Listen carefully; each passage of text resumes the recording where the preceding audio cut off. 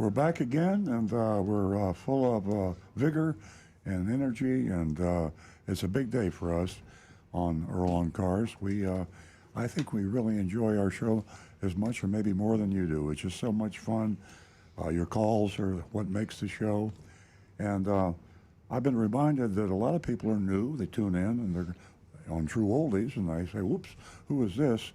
Well, this is a show, as my recorded introduction said, about how not to get ripped off by a car dealer. But the question sometimes pops up, I would think, in a lot of people's mind is, what is this guy, Earl Stewart, and his team, what qualifies them to give me advice on how to buy a car or have my car maintained or repaired or whatever it may be? Well, here's we are in the business. And in full disclosure, we are car dealers in this group. All of us in this studio here, with except for Jonathan, but Rick Kearney and Stu Stewart, Nancy Stewart, we're all involved in the auto retail business. I've been in since 1968, longer than most people that I know. I was a car dealer. I began being a car dealer back in 1968, and I've been continuously a car dealer. I still am a car dealer. I've sold off a number of dealerships that I owned earlier, and I kept one, a Toyota dealership in North Palm Beach, Florida. So there's a bias concern I can see you're thinking about now. Well, here's a car dealer telling me how to buy a car. I ain't going to trust him. Well, that would be a good instinct, good first reaction. But what happened is I had a transition. I had a transformation. I even wrote a book about it, Confessions of a Recovering Car Dealer. So after many years in the business, doing it the wrong way, I decided I was going to become a consumer advocate. It wasn't quite that fast. It evolved, and the questions I get asked over and over again, why, how, what influenced you? Well, you can read the book. And by the way, all the proceeds of the book go to Big Dog Ranch Rescue. Rick, you didn't do the woof woof. There you go.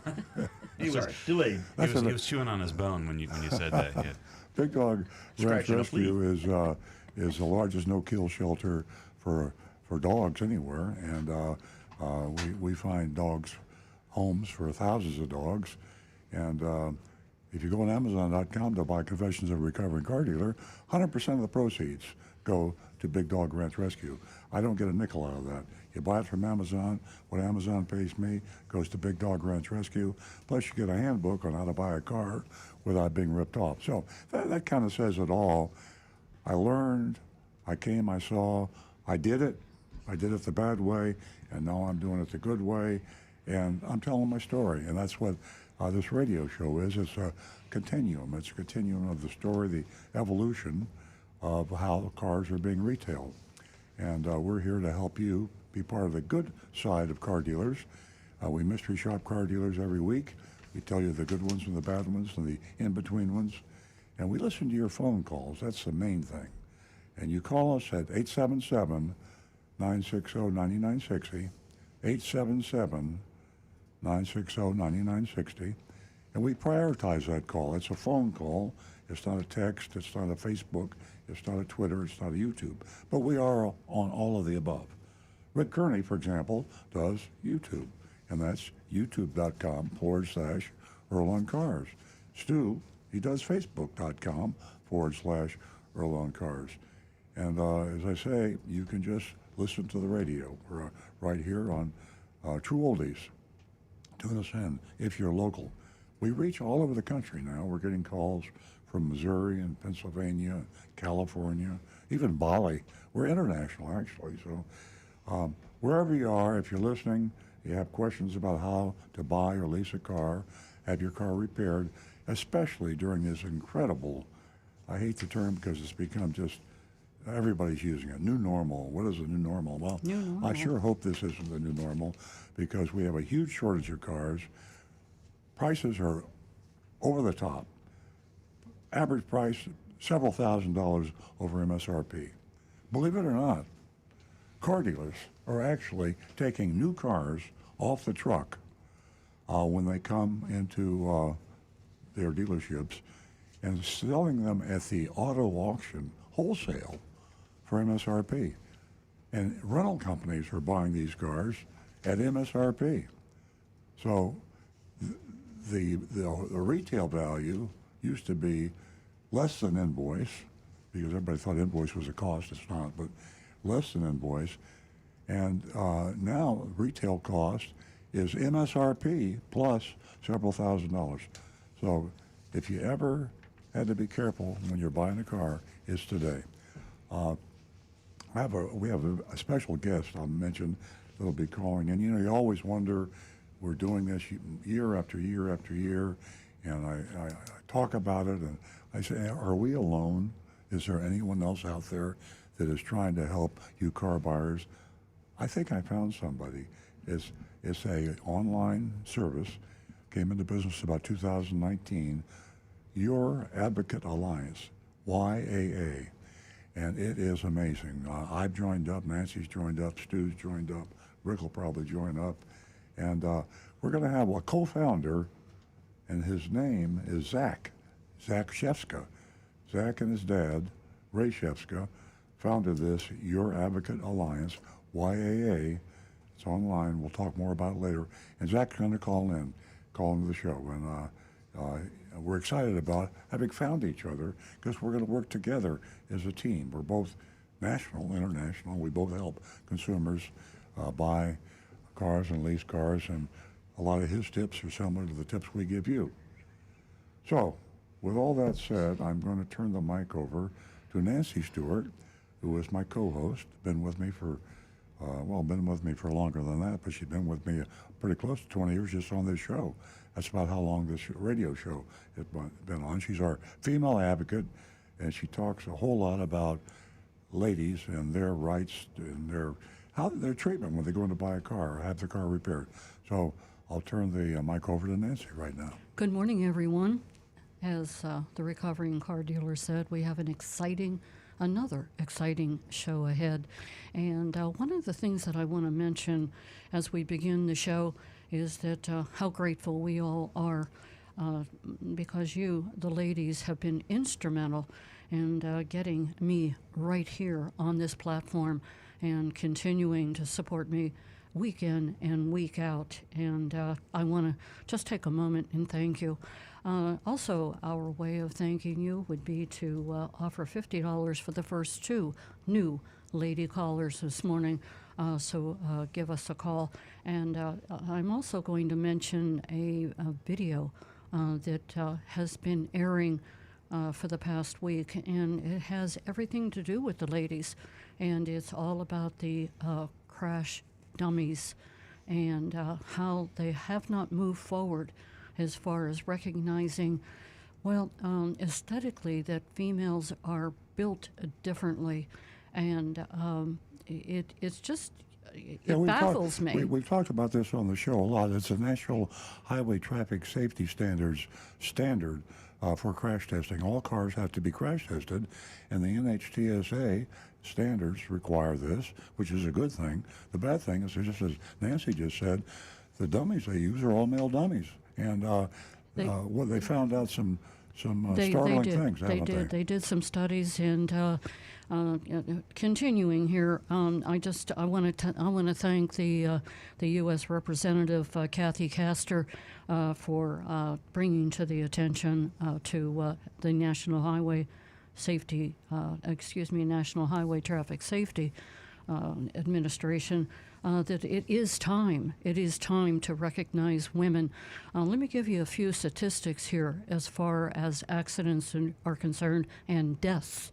73% of women who are traveling in a vehicle with a man have they're more than likely to be in an accident and get hurt real bad. 17% of those women in that car will die. Ladies, how do you feel about that? Gentlemen, you too. You're an important voice in this show. Give me a call. Give all of us a call at 877-960-9960. Now, you heard those numbers, ladies. I know you are 73% more likely to be injured in an accident than a man, and you're 17% more likely to die. So that ought to get your attention. And love to have you call the show and talk to Nancy and the rest of us about that issue. And it's finally come to light nationally. So glad to see Lester Holtz talking about it on WPTV. That's our local NBC affiliate, and I'm sure NBC nationally, everyone has had a chance to see that. It's been on some other networks. So call the show, ladies, if you think something should be done about that. And if you didn't see that video that's been aired, you'll more than likely see that this morning during our radio show.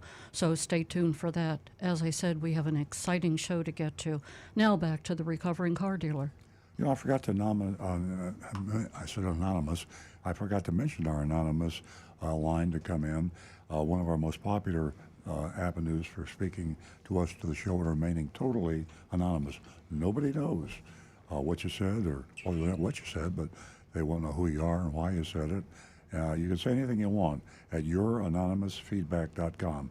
Go to the web, youranonymousfeedback.com. Put in your question, comment, criticism, say anything you want. We'll edit it for expletives and profanity and vulgarity, but we won't edit the meaning and the essence of your message.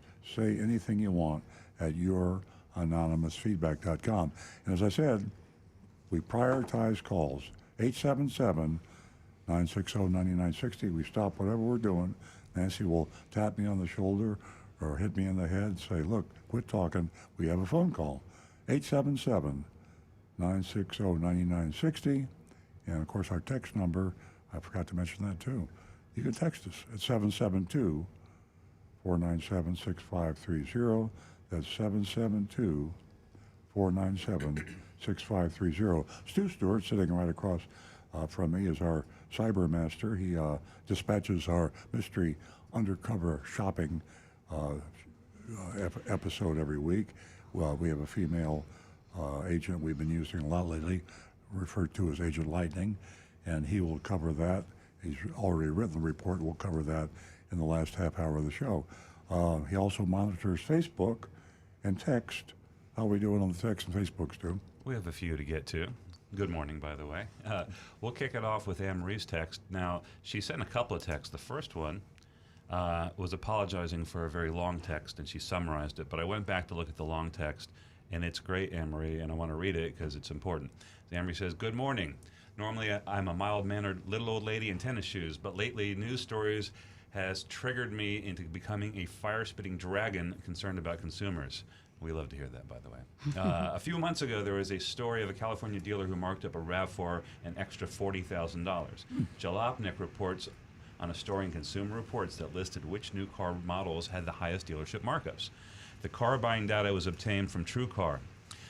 8 Kia models, 1 Hyundai, and 1 Nissan model ranked as the 10 worst offenders, with the average transactions ranging from 18 to 21% over MSRP. And we knew that.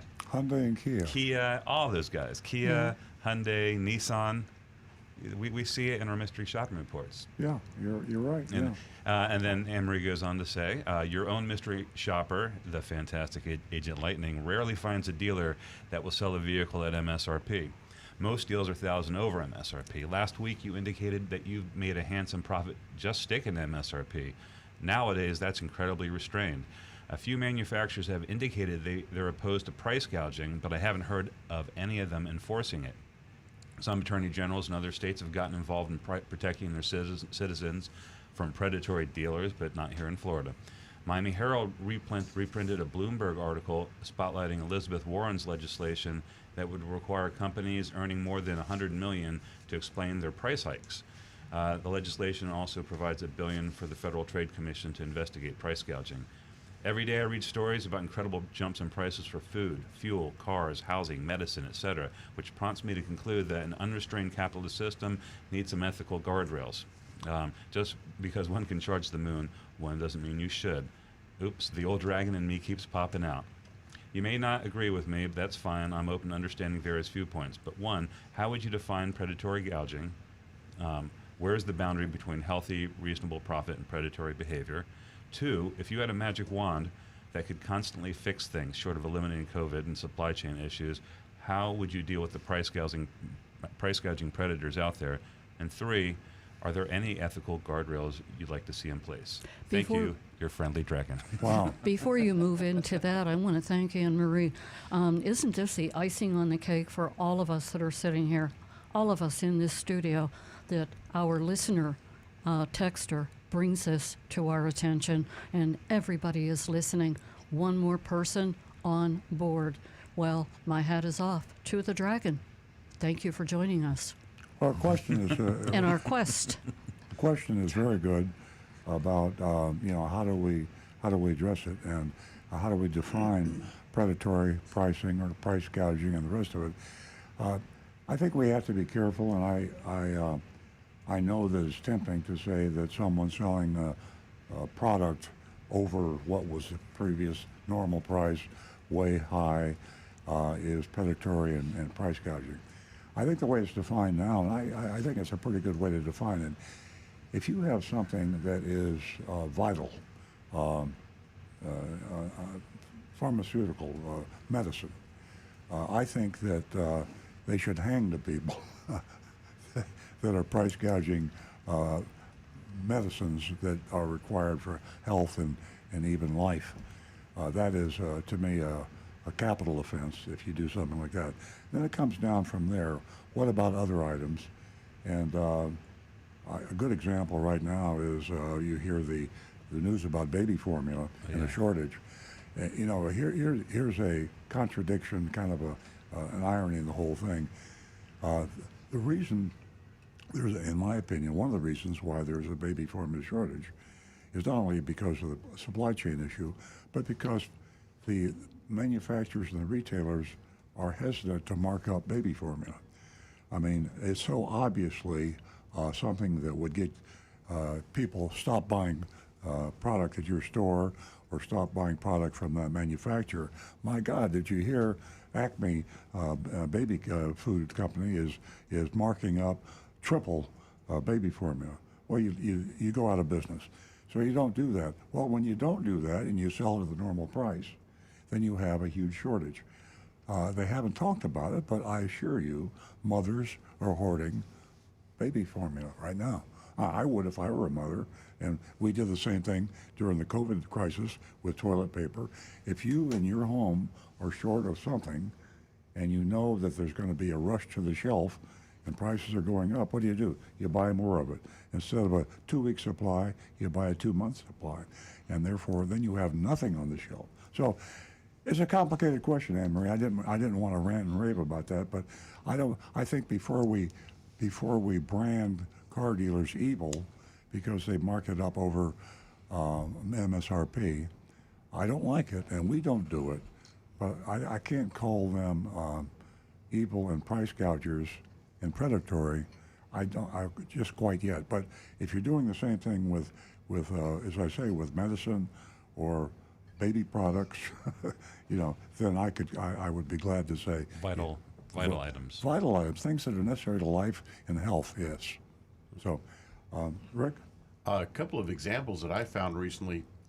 A dealer in Clearwater has put a price on a 23 Corvette Z06 that you must sign a form stating that you agree to pay $100,000 over MSRP to secure a 23 Corvette.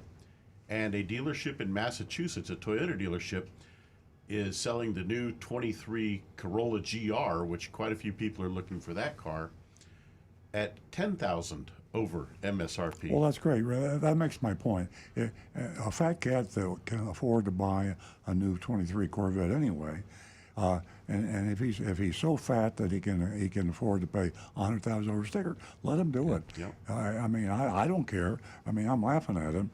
It's called stupid money in my book, but he's not. The dealer's not a price gouger. The dealer is, we don't like them because it's not just the pricing; it's that and a whole lot of other behavior combined. My wife just told me this. Her friend was putting an order. I don't even know what kind of car it was. They gave her a deposit and they said, "All right, it's going to take about 6 months. When the car comes in, we're going to call you. If you're not there that day or we can't reach you, we will sell it to the highest paying customer on that day." And they were very plain about that. And that's just kind of crappy behavior. Okay, and let me address that because Stu and I have had conversations about this very subject, and it's too complicated to get in on the air. But one of the reasons that dealers want to sell cars that were ordered quickly is because if they sit on the lot it costs that dealer money, big money, and it costs him money in the sense that he's docked. The manufacturer will not send him as many new cars as the dealer that sells his cars quickly. So this dealer that Stu's referring to probably overreacted to give them 1 day. But if I put a $500 deposit on a new car, it takes 6 months to come in, and I don't pick it up and it sits in that dealer's inventory for another 30 days, it costs that dealer a lot of money because he is not getting that car replaced by the manufacturer. It's also costing other customers time. Yes, exactly. And how fast they can get their So cars. it's a complicated issue, and it's easy to run off and say you're a terrible person because you're charging too much money. Some of them are terrible, some are not so terrible, some of them are just okay.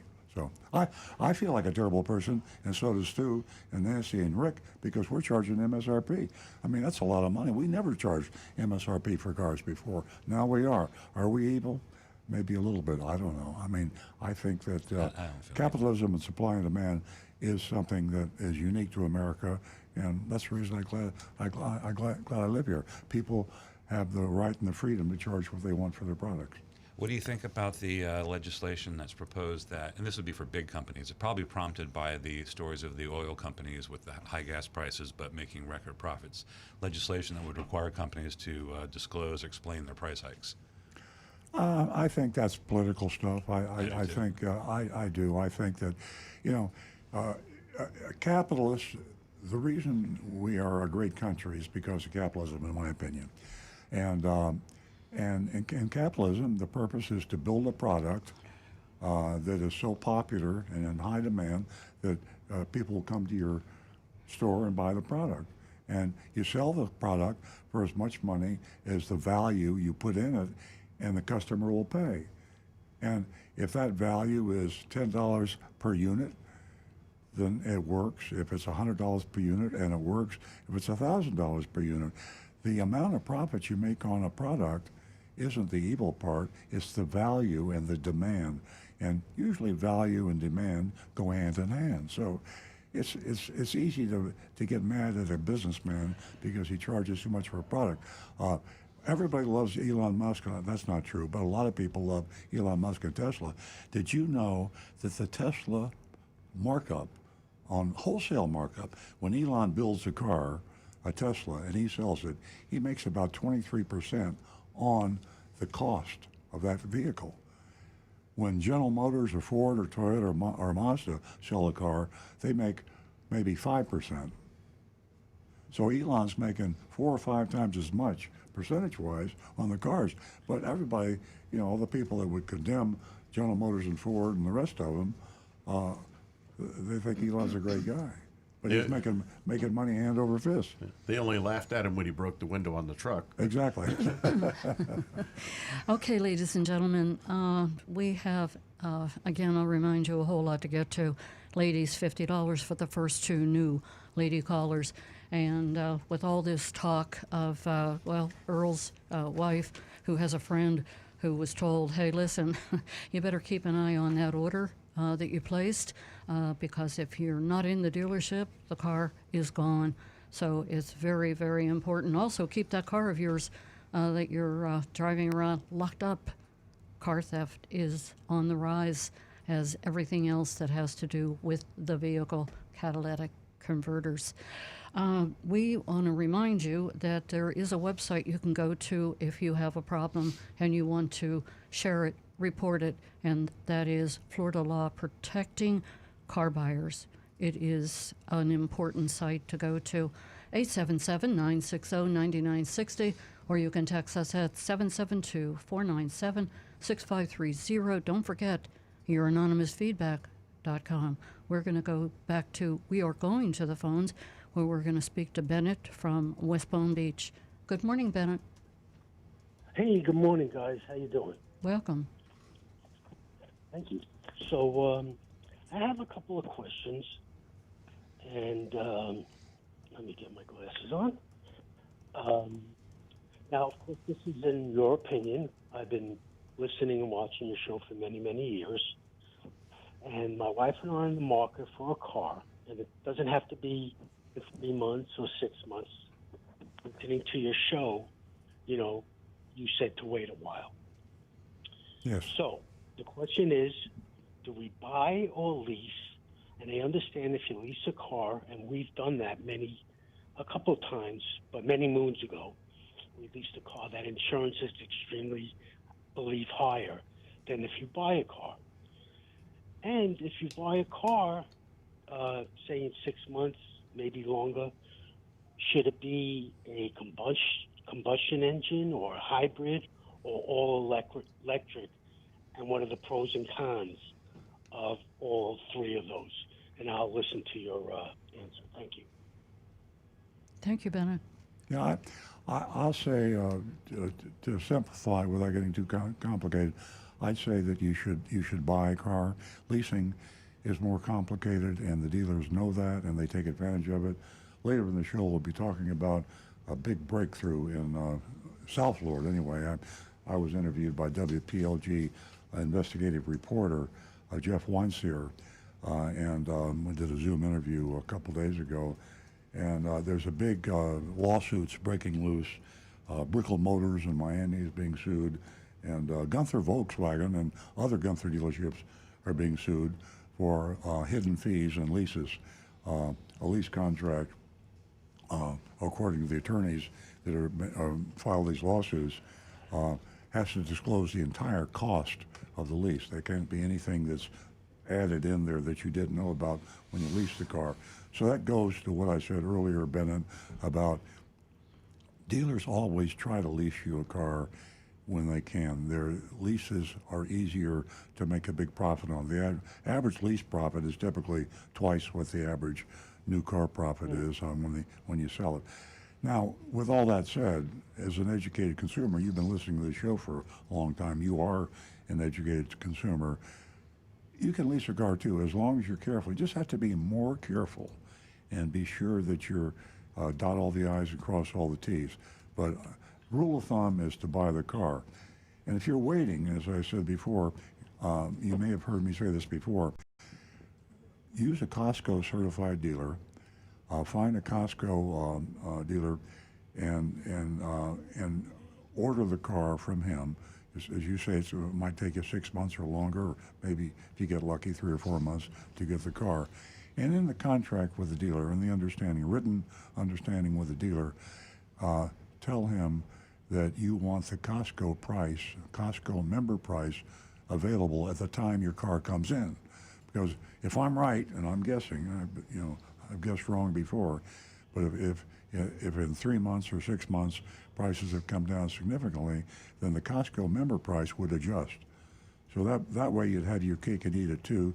You'd have a good price, and it'd be the lowest price in the market by definition with the Costco dealer certification program, and you might not have to pay more than you'd like, but it would be the lowest price anybody else would pay. Okay. And what about the 3 different types of engines? I would say, again, shooting from the hip, a hybrid. I'm driving a Tesla now. I love all-electric vehicles. Hybrids are really the best of both worlds right now. You pick the right hybrid, you can get some incredible gas mileage. You have the advantage of range. If all you do is local driving and you're only putting, right, 4,000 or 5,000 miles a year on your car, then all electric would be a good choice. Right now, Tesla is one of the best. Well, it's by far the best-selling vehicle. So I can recommend a Tesla to you. I drive one. And there are other good electrics out there. There's a better choice of hybrids. If you go to Consumer Reports, there are a number of hybrids out there that are excellent. And but if you don't like a Tesla for being an all-electric and you're a low-mileage driver, then you probably ought to look at the hybrids anyway. Check Consumer Reports. I'm sorry. No, let me tell you the vehicles that we're interested in. Okay. And where we were interested in the Lexus, the NX model, which is like the in-between from the US and the RX. I'm sure you're familiar with it. Yes. Yes, it's an outstanding vehicle. Outstanding. So it would be the LX, it would be the NX either the 250 or 300 model, Can't go wrong. and It's, hybrid. you can't go wrong. It's you love the car. Your Lexus builds the best car in the world.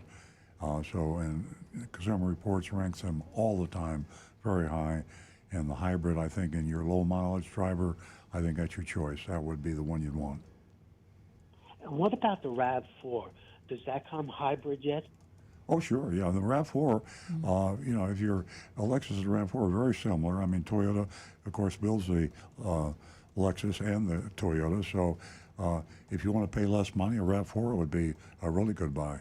If you want the prestige and the quality, all the extras you get on a Lexus, then that would be your choice. If you want to save some money and have the same basic vehicle, then the RAV4 would be your choice. And again, on the Lexus, all-wheel is always better than front wheel or rear. Yeah, all-wheel is the technology of the future, and it gives you a lot of advantages. Rick gets asked that question a lot, and with all-wheel you have better handling, better control, and you've got all the features that get you out of if you're in a snow or ice or slippery Sand. roads, sand, Wet yeah. areas. Yeah. Yep. Yeah. Down here, I question whether you need it. I mean, they're more expensive, and if you're with good roads and without doing off-road stuff, but still, there's still an edge. If money were not an object with me, I would buy the all-wheel drive Lexus. Right. One more question. The maintenance on a hybrid, since you have combustion electric, is it more maintenance than the other two? Yes, a hybrid has less maintenance. A hybrid car, I always go back to the Prius, the original hybrid, the one everybody laughed at. People ask me all the time, should I buy a Prius? And I say the Prius was the best car Toyota ever built. And the hybrid is just, if you're moving parts, you've got the electric motor that powers the car. The combustion engine charges the battery, so it doesn't work as hard as a combustion engine on a full combustion engine car. So the maintenance on a hybrid is very small compared to an all combustion engine. Would you agree, Rick? Yeah. Yeah. They're slightly lower. Yeah. And hardly spend anything on brakes. Yeah, the best part is that your brakes seem to last a lot longer. Yeah. And it almost seems like most people that drive hybrids are a little more conscientious about not driving as hard. They don't seem quite as abusive to the vehicles. That's a good Right. point, Rick. I like that because it's true. And Bennett, there's not enough attention brought to how much it costs to keep a car on the road. So I like your question. Okay, great. Listen, guys, you're the best. Thank you so much for the information. And, of course, more questions will be coming, and I'll call back. Thanks, Matt. Good luck. We're going to go to Marty, and he's calling from West Palm Beach. Good morning, Marty. Good morning. I have a question for Earl or Stu. How do people finance a car that's $40,000? Probably somebody that paid $40,000 over sticker probably paid cash. But are banks or finance companies having a problem financing cars that are $10,000, $15,000, $20,000 over MSRP? That is a great question because we're not encountering that at our dealership. So, the banks that we're dealing with we're still their normal advances. I would think that large down payments are going to would be required. People have enormous amounts of equity in their trades. I'll give you an example. My mom just recently got an Avalon lease in order to keep her, because all the incentives are gone. To keep her payment the same, she had to use all this equity she had in her prior lease. So, but to answer your question, I don't really know if banks are making special exceptions to accommodate dealers. I would say no. I mean, a bank they have a fiduciary responsibility. Most of them are publicly owned companies, and they're collateral. I think everyone knows that if you pay $30,000 or $10,000 or $20,000 over sticker today, that 5, 6, 7 years from now, whatever the finance term would be during that period of time, probably within a couple of years, the value is going to drop precipitously. And if you don't get payments and you have to repossess the car, you don't have the collateral to cover it. So, the Cash or equity. yeah, they'll look at a just like they look at a used car. They'll look at the actual. They look down the pike, say, if I have to pick up this car 12 months, 24 months, 36 months, if I have to go get the car, put it on the tow truck, and bring it back because you didn't make your payments, how much money am I going to lose? And if you pay $20,000 over sticker, they're going to chop that probably by quite a bit. And I can tell you what though, that everybody in those loans, those banks are maxing out those advances though. Those people will be buried in those cars for a long time. They're going to be advancing 140% over book value. Yeah, I'm looking at it the same way as they gave people mortgages, $200,000-$300,000 mortgages that made $25,000 a year, and they just had got the house back.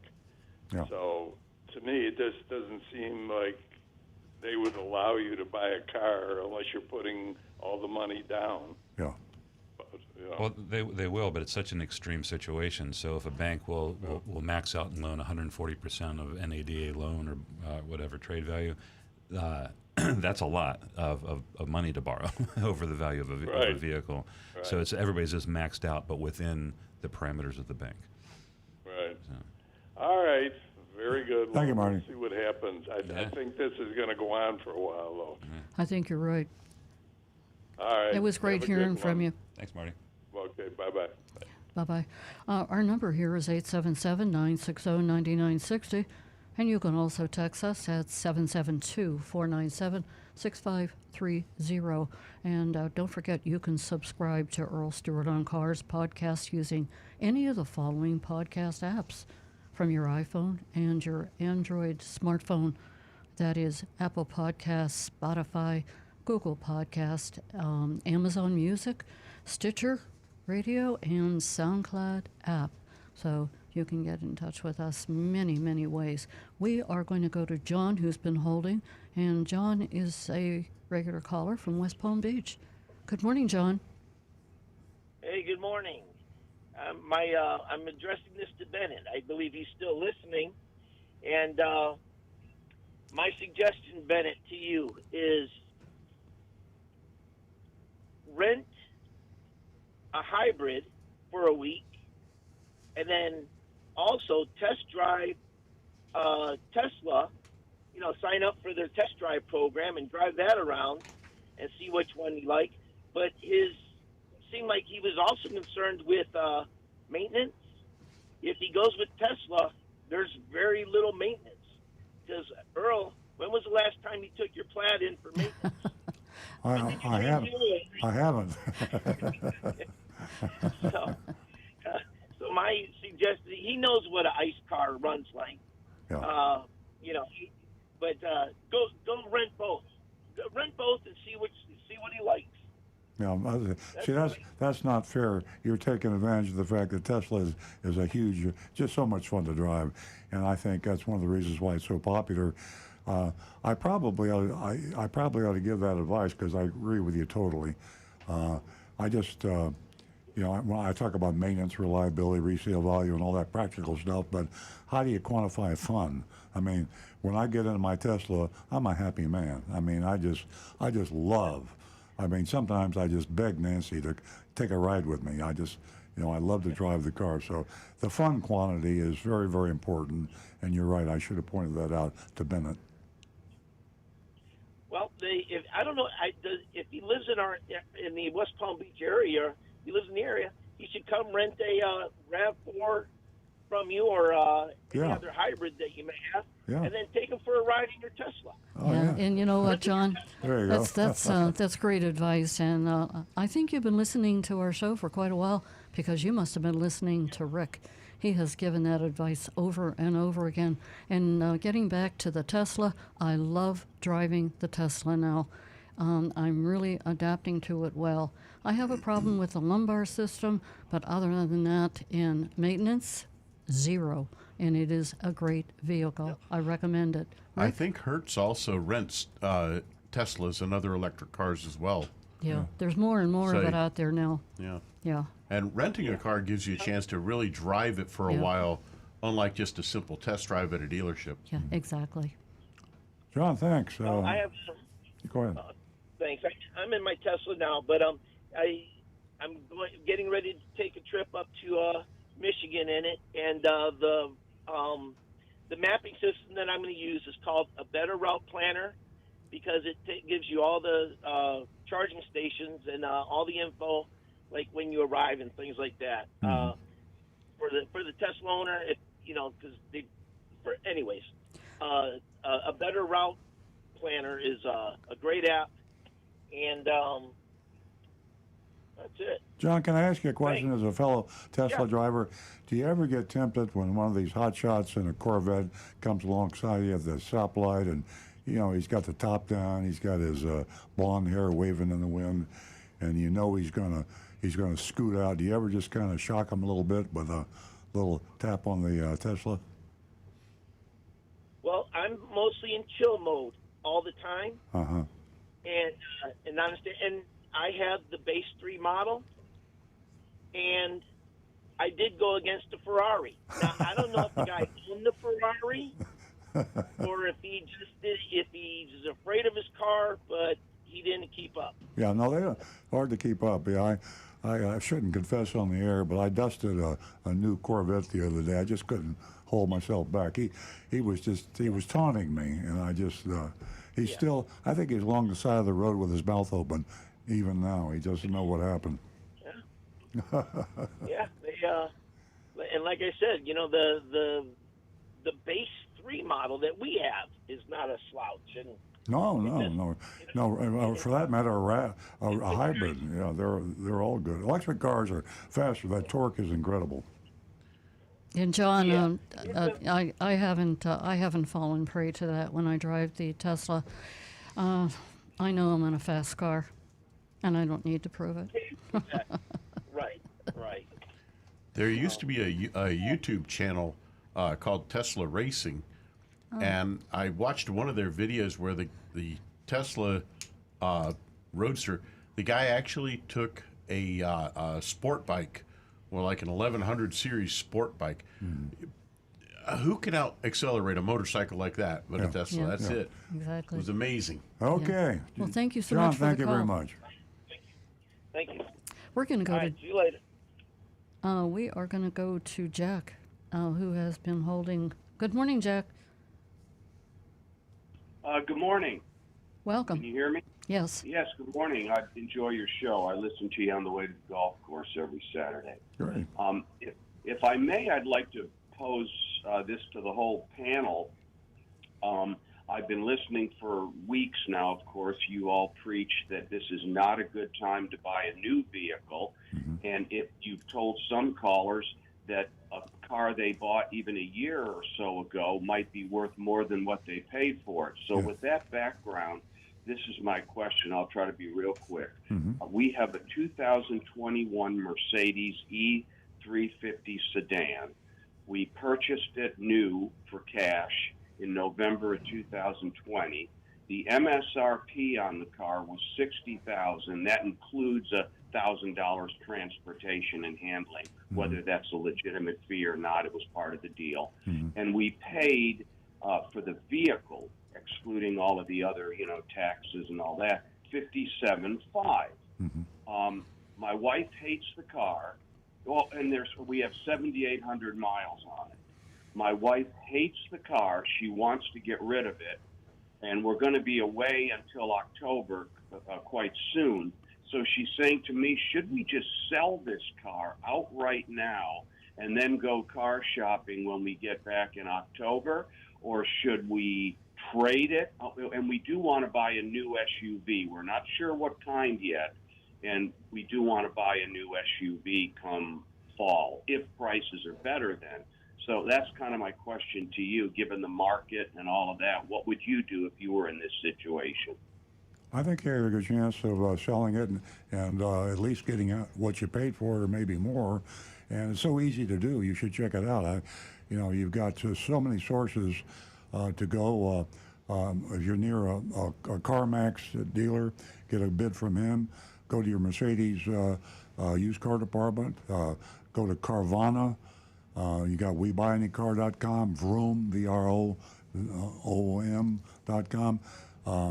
So many different sources to get a bid on the car. And I think you can do exactly what you want to do. Sell it, get out of it, or maybe make some money and buy it later. The other factor that you need to consider is if you wait till October, there's still a highly likelihood that the inventory situation will be the same. So there's a long wait for cars. So you just have to plan that in there, how long you can go without that vehicle, because it still could take 6 months or longer to order a car in October. What about order? What about if we did decide on what we want, go to the new car dealer, put an order in now, and then use this vehicle as a trade, just a traditional trade-in come fall? In other words, would putting our name in now and filling in the paperwork to order a vehicle help Yes. us in terms of availability? It would, but if it would be advantageous to sell the vehicle now, because when the ordered vehicle comes in, the appraisal will be based at that time. But you can sell it now. Sell it now, yeah. And order your car. If you order the car, if you were listening to the show earlier, I recommended a Costco auto buying program and contract with the dealer that you buy it from, that you will be offered the Costco member price when the car comes in. So when the prices come down, the price will be whatever the Costco member price is at that time. I think it'll be much less than it is today. Okay, I missed that part. Sorry, I didn't hear it this morning. Yeah. But you just go to the dealer and tell them you're a Costco member and do it that way? Well, no, Are you a Costco member? Yes. Okay. I'll go online to Costco auto buying, CostcoAuto.com. CostcoAuto.com, and look at zip codes around, find the dealer. If you want to buy another Mercedes or whatever it is, the certified dealer by Costco, and that way you will know where to get, where to go in. Costco contract with the dealer says they have to sell you the car at the lowest price they sold that same car to anybody else. So today it would be a high price because everybody's paying all the money and then some for a new car. Car prices come down in 3 months, 4 months, 5 months. Whatever that lowest price is then will be your price if you're a Costco member. And I have one little wrinkle to add in. If you trade it in, you don't pay the sale. You only pay the sales tax on the difference. So if you sell it out right now, you get an additional 6.5% by trading it in value on that car. So just keep that in mind too. But the additional will cover that. I did, and that's why I kind of thought maybe it might be better to do it as a trade. Yeah, and bring if down listen, prices. if you have if it's a reasonable dealer. Now we've done this at our dealership, and I don't know. You can work it out as a trade ahead of time. You trade it in, they buy it, and it's held on their books as a trade, and you get the tax credit. And we work that out with our customers. But that's kind of like a personalized sort of thing. Sure. But you can bring it up, ask them if they would do that.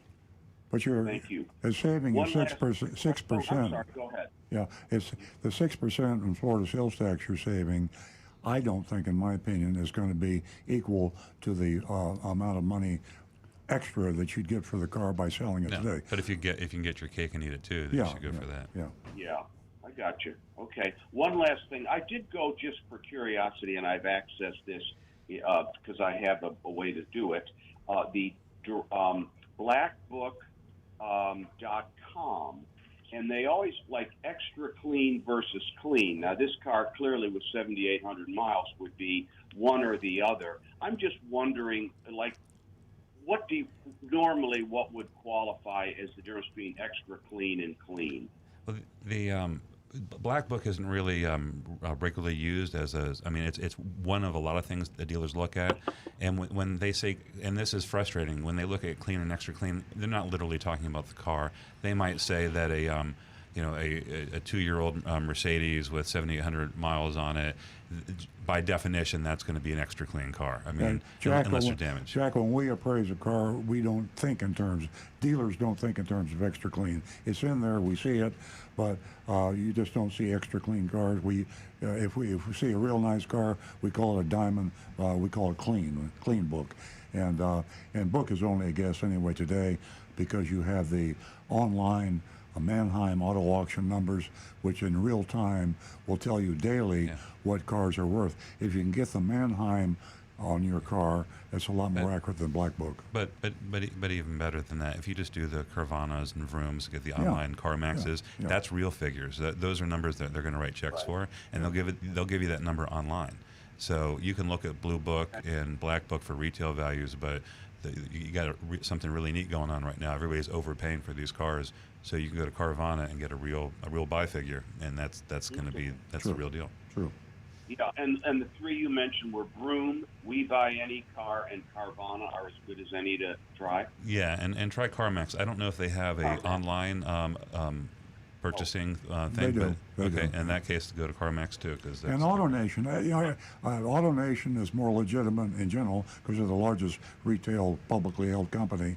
AutoNation is buying cars like crazy, used cars. So you have a huge number of resources to get bids on your car. you call Mercedes dealerships. Yeah, Mercedes, used car department. Okay, great. Well, listen, thanks very much. I really enjoy your show, and as I say, I listen to you every week. Well, have a great Great. game. Have Thank a great you so game. much, Jack. Hope you shoot par. Yeah, you. it's a good time for you. It's a great time, and you've got a Yeah. lot of options. Stay in touch. I hope we helped you today. We're going to go to definitely John did. in Thank you. Palm City, and John's a regular caller. Good morning, John. Good morning to everyone. Every time you see them mentioning the price of gasoline past the gas stations, you see it's crazy. On Wednesday alone, I passed a gas station within an hour. The price was up 20 cents. But nobody really mentions the main source that we have for the economy is the price of diesel. The average price of diesel as of Friday, the average is $5.56 a gallon. Yeah, crazy. I mean, everything is dependent. All our deliveries, you're talking about new cars, used cars, deliveries, it's done by a diesel truck. But they keep on talking about gasoline, but they don't tell you how serious the price of diesel and why we're in the fix that we're in with all the goods, or you name something, it's delivered by a diesel truck. Yeah, you know what I The feel question sorry I for? want to ask you, they say used cars are up. But Earl, on your used car lot, would you handle like a used diesel Mercedes or Volkswagen? I mean, does that make sense? Oh, sure. Or are we should. people shying away from them due Yeah, to they the should price take of that- diesel fuel? They should, take that into consideration. I mean, diesels usually are higher, and sometimes in Europe, it's interesting. I never understood this completely. Diesel prices are lower in Europe typically, and higher in the United States. But you got to take that in consideration when you buy a car. We don't sell that many diesels. Used cars. There's not that many diesels sold in America compared to anywhere else. For a long time, there were a lot of diesels being sold until Volkswagen. We found out Volkswagen was lying about the emissions, and suddenly Volkswagen, which was probably the largest seller of diesels, they stopped selling diesels because of the fact that they got caught by the NHTSA. Well, not only that, Earl, Rick mentioned that the mechanic that works on a car is a specialist. There's different degrees. Is that true, Rick? My brother-in-law was certified in diesel. Was a truck mechanic, and he showed me certificates, all completely different, working on the diesel than anybody that works on the gasoline engines. So that's another complicated deal, especially if you buy a used diesel. There's certain people only that will work on it and know it. Very limited, right, Rick? What degrees for working on it? Absolutely. The ASC certifications for diesel are completely separate, and there's actually certifications for normal diesel cars all the way up to the tractor trucks and school buses. Mm-hmm. There's something like 40 or 50 of them now for diesels. Rick, I bet you didn't know I was certified on a diesel, did you?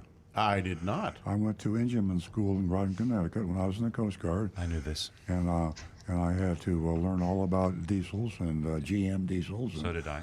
Yeah. When I was a little kid, he had to teach me all about them. But have you kept that certification current? Yeah, if you have a 50-year-old diesel, We I do could it probably online. fix it. We do it online every year.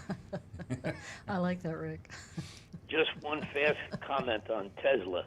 No car is absolutely 100% perfect, but Tesla sure is there almost 100%. And if anybody's interested in one, I mean, I'm reading a report about the plant in Germany that only opened up in February. They're full capacity, and very strong rumor that the 1st of June that Tesla was going to stop taking orders because of the fact that they can't produce them fast enough. So I just want to make that comment.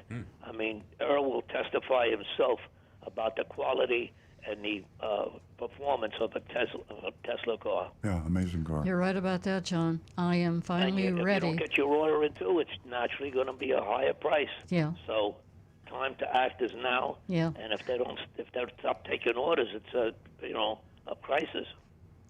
Exactly. And I'm ready to order. I've been in the Tesla, driving it enough that I've made the decision. I'm ready. Well, you and Earl called that out from the beginning. You test drove them way back when they first come out, Yeah. and had nothing but good things to say about it. Yeah, exactly. Thank you, John. Earl had to talk me into it along the way, Yeah. and those talks helped, and I feel good, and it's easy to drive. Thank you so Well, much, John. Packard said themselves, ask the man, Packard Motor Car Company, ask the man who owns one. Yep. That Exactly. tells it all. That's right. Exactly. Thank you, John. All right, guys. I want to hear the report on the shopping report. Thank you. Have a great weekend. 877-960-9960, and you can text us at 772-497-6530. I changed my mind. Let's go ahead and put that video on that. Jonathan, we're going to go ahead with the crash dummy test, so if you could alert the control room. If you just tuned Cue. in, we're talking about a video that was on NBC National News about how more dangerous it is for women being involved in an accident today. The NHTSA has dropped the ball big time, and there's some effort getting to change this. But a lot of you ladies out there that I know a lot of you are listening, did you know that you are 73% more likely to be injured in a crash in an American car than a man? And the reason for that is the NHTSA requires safety testing of all cars, but they use male dummies. And there's a big difference in the injuries, the type of injuries, the severity of injuries in females. So how can this be in the 21st century that our government is more concerned about protecting men in collisions than women? It just doesn't make sense. This should be, it is national news, and we've been talking about it on this show for a long time. So Jonathan's got this thing, he's queuing it up now. He'll give us a high sign, we'll show it to you, and we'll continue the show until he is able to get it queued up. Consumer Report really gave it a lot of attention quite some time ago, and can you believe it? I mean, we're talking about the National Highway Traffic Safety. We're talking about these people that are supposed to be protecting us, and here we are. I mean, they're using male crash dummies.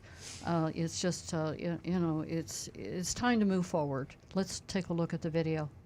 Back now with the controversy over the crash tests used to rate car safety. Turns out they're using decades-old test dummy technology that often doesn't reflect the types of injuries women and girls suffer in a crash. Here's Tom Costello. Somehow, a family of four in this small SUV survived after being hit head-on by a pickup at 70 miles per hour. But Hannah Shank and her 10-year-old daughter Myra suffered neck, spinal, and severe abdominal trauma. We had similar injuries. Our lower intestines had been completely destroyed by the seatbelts, and they had to do emergency surgery to save our lives. Hannah also suffered a brain injury, while her husband and son's injuries were less severe.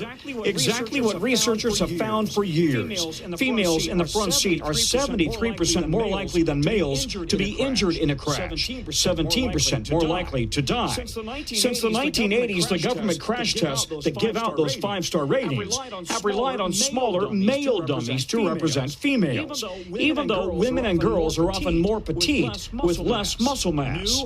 New high-tech female dummies have been available for years, but the government doesn't require them. This is the old female crash test dummy used for decades. This is the new high-tech version, much more anatomically correct. From the legs, the pelvis, up into the spine, the neck, and the head. 150 sensors, including a soft abdomen to detect any seatbelt injuries. The closer you are to the dashboard, the higher the risk of injury, and that, particularly for women, might be a factor.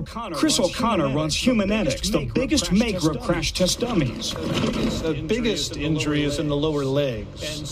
And so it has a combination of their anatomical nature and also the way they sit in a car. European and Asian safety regulators are already using new female dummies, but while the U.S. Transportation Department has been studying them for 9 years, it still doesn't require them. It completely ignored women. They continue to completely ignore women. Government regulators say gender disparities are unacceptable and concede the approval process has taken too long. But while men are more likely to cause crashes, women are more likely to die.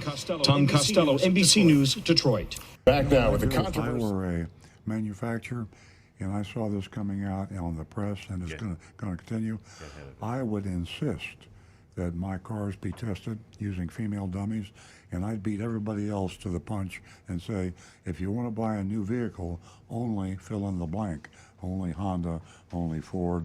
How would you like to be able to say that you had the only vehicle that was safety tested for women? You got half the audience out there that would be buying your car. So you manufacturers, I hope you watch NBC News, and I hope you're listening to the show, and I hope you do the right thing. 9 years, ladies and gentlemen. They've been testing, they've been studying. Come on, this is the 21st century. If this video doesn't get your attention, I don't know what. I don't know. It's well, it's sad. 877-960-9960, and you can text us at 772-497-6530. I think we're going to go to either Stu or Rick on YouTube. I'm good with either one of us. All right. We have a text from Jim in Riviera Beach. He said, just a heads up, it's illegal for a license plate to have any part of the lettering covered by the license plate bracket. I've never heard of anyone getting such a ticket, but the right circumstance could be issued, and that could come back to haunt you. That's from Jim in Riviera Beach. And additionally, I looked up the law because that changed somewhat recently. A lot of car dealers had to adjust their plate frame practices because it covered up portions of it. About 10 years ago, yeah. Yeah. Well, I guess I'm getting older. That seems recent to me. but I guess the argument was, well, if it's covering up a bit of the word Florida or something like that, they can't cover up anything. And also, I've seen these on the road. Those clear license plate covers, whether they're tinted or clear, are completely illegal. Nothing can cover it. So if you could get a ticket. So they really made some big changes. Yeah. Another great question here, because we do talk a lot about electric vehicles. The question is, how does the $7,500 federal government tax credit to consumers for buying EVs work? Well, it's each manufacturer. It's for any vehicle that is plugged in. It can't be more than 14,000 pounds or whatever, but it's got to be a car. But they phase it out. It's for the first 200,000 for each manufacturer. So Tesla is completely done. So if you want to buy a Tesla, you don't get any federal tax credit. And then also based on how much of a pure electric car gets the full 7,500, but if it's a plug-in hybrid, you get a little bit less. But there's still a lot of I think GM's all out too. GM. Yeah. There was an article in Automotive News, and the new Subaru gets the $7,500 credit, but the equivalent Toyota doesn't. So they were using that as an example.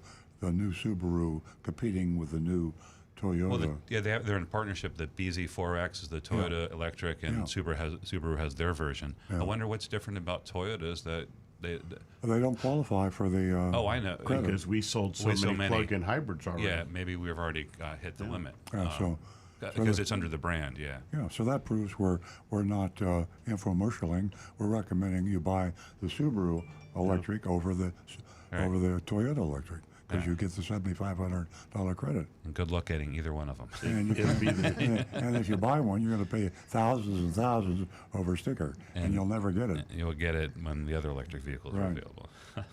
Yeah, interesting story there. I read an article recently where Ford is bringing out the Lightning truck which, the electric truck. And the Ford manufacturer has told the dealers, each dealer will get one vehicle to have in their showroom for display purposes so people can actually see it and get hands-on. However, they are not allowed to sell that truck for a minimum of 6 months. And Ford has already received over 200,000 requests for the truck, orders for that truck, which they predict about 150,000 yearly production. What do you want to bet that doesn't work and they do sell the truck anyway? Well, here was the trick in the article. They said, first off, they would receive a $25,000 fine for selling the Well, truck. if you mark it up $100,000, Oh, who yeah. cares? But they also, that dealer... You don't know dealers, Rick. You're arguing with But the that dealer dealer here. would also no longer be able to participate in any of the pre-production vehicle programs that Ford has. So Then any I'll other hire a vehicles lawyer they wouldn't and get I'd anymore. sue GM because Or the sue dealer Ford, is yeah. protected by the franchise law. Yep. All right. Okay, we got a question from Bob. He says, "Good morning. My question is the Sienna Hybrid and Camry Hybrid on the same platform?" I think so. It's the TNGA. Which one's that now? Sienna Hybrid and the Camry Hybrid. Yeah, the drive lines are basically the same. And the platform. Yep. It's called Toyota New Global Architecture, and all the cars in certain classes all fit on the same platform, so to speak. Yeah, the basically bottom of it. The unibody construction of it is pretty much the same. But it's at the interesting bottom. Yep. because the Sienna and the Camry was a car and a van, but all the crossovers and the vans are all on the same platform. The trucks are on another one, and so forth. So it's interesting engineering stuff. Bob also has another question. Says, with the Costco buying program, and the participating dealer is normally selling over MSRP all the time, would they use the lowest price that they sold? They're selling over MSRP. The Costco program will determine if the price that the dealer submits to them fits into their parameters, whether they'll post that vehicle for sale on their site. And I don't think they will with these crazy markups. So you might run into a limited amount of vehicles that you'll see on the Costco Auto program if the dealers are marking them up too high. Yeah, that's something we should research because the dealer, if they don't want to have to worry about Costco, they just don't list that. I think Costco probably should require them to have a reasonable number of cars listed. Yeah. Well, it's Otherwise, not that. They submit the prices, and if Costco says it's too high, they won't post it. Yeah. They won't. Yeah. Yeah, well, if they don't have any cars posted, they shouldn't be a certified dealer. So, well, that's something we need to check out. That's a good question. Yep. And I think I'm caught up over here with texts. Rick, how are you doing with the comments on YouTube? I've got a couple here from Kirk in West by God, Virginia. He says, I love Subarus, but the charge time on the new Solterra has horrendous charge times. He says the best charge time right now is the Ioniq 5, which I believe isn't that the Kia? Yeah. Ioniq with a Q. Yeah. Okay, it's 20 minutes for a 20 to 80% charge. I think he means 20 minutes to get to an 80% charge. I never heard of that. I don't know. I actually have not had my reason Apple to Watch can do research that. this. I wasn't listening. What car was it? The Ioniq. Okay, well, It's the Kia electric Ioniq. vehicle. oh, okay, yeah. No, because the reason my ears perked up is that's what a Tesla is 20 minutes for an 80% charge. On the supercharger, on the Yeah, highest yeah, DC supercharger, charger. yeah. And maybe they got a supercharger. Which it's funny to me. Everybody's like, "Oh, that's such a horrendous amount of time to be." If you're going on a trip and you stop at a recharge station, and it's at a local like a Buc-ee's or a Wawa, something like that. I love this. 20 minutes. You're going to spend 20 minutes getting out, stretching your legs, getting a little bite to eat, Getting a Slurpee. the restroom, stretch a little. 20 minutes goes by pretty quick. I don't see a problem with that. I think it's pretty awesome. I'm fine with it. All right, we have some anonymous feedback too. Actually, hey, I got one from Kirk in By God, West Virginia too. Hey, Kirk, who is Kirk. There's another guy from West by God, Virginia, isn't there? Well, Kirk is the main one who we see here. Oh, I thought that was another. Yeah. There's Kirk, and he's coming through multiple channels.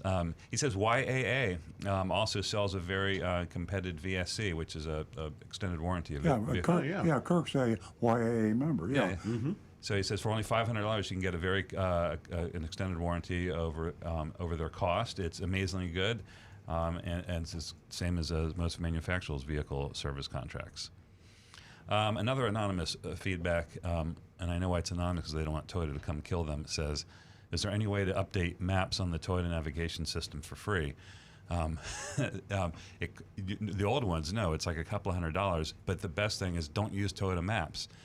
Use Apple CarPlay and use your own maps on your phone, and then you'll never have to pay to update maps again. Or buy a Tesla and they update it for free. Exactly.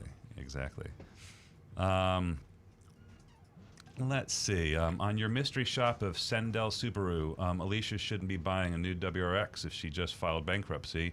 She must be a slow learner. Well, that's a good question. Bankruptcy is not as bad as it sounds. I mean, it's certainly bad to the person it happens to, but the banks, how many years after a bankruptcy does it disappear off your credit report? It's 7 years, 5 years? I'm not sure if there's a standard or if the judge decides what you do. Yeah, in other words, banks are not stupid. I mean, if you have a bankruptcy and you recover, and you're back in, you can finance a car and get a pretty good deal. You can rebuild. Like we've said, it's not a killer. It's tough, but you have to go through some pain, but then you can recover from that. After a period of time, it's no longer. If you took bankruptcy last week, you won't be able to buy a car with credit.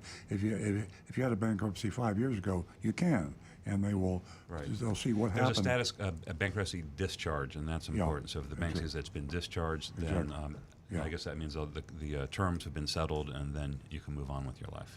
Okay, we're going to interrupt this discussion because our caller that we've been expecting, Zach Shifka, is giving us a call, and they are advocates, your Advocate Alliance.